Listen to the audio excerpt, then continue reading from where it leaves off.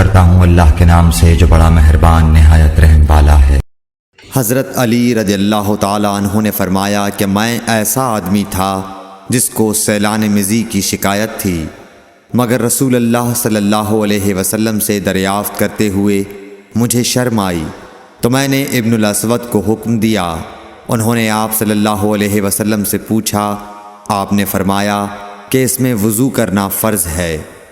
صحیح بخاری حدیث نمبر 178۔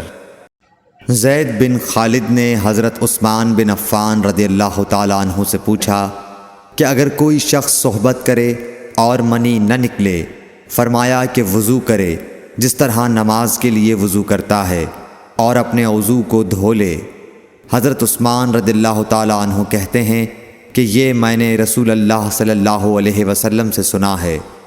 زید بن خالد کہتے ہیں کہ پھر میں نے اس کے بارے میں حضرت علی، زبیر، طلحہ اور ابی بن کعب رضی اللہ عنہم سے دریافت کیا، سب نے اس شخص کے بارے میں یہی حکم دیا۔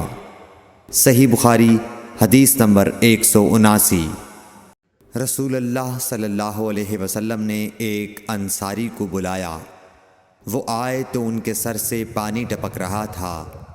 رسول کریم صلی اللہ علیہ وسلم نے فرمایا، شاید ہم نے تمہیں جلدی میں ڈال دیا۔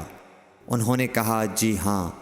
تب رسول اللہ صلی اللہ علیہ وسلم نے فرمایا کہ جب کوئی جلدی کا کام آ پڑے یا تمہیں انزال نہ ہو تو تم پر وضو ہے، غسل ضروری نہیں۔ صحیح بخاری حدیث نمبر 180۔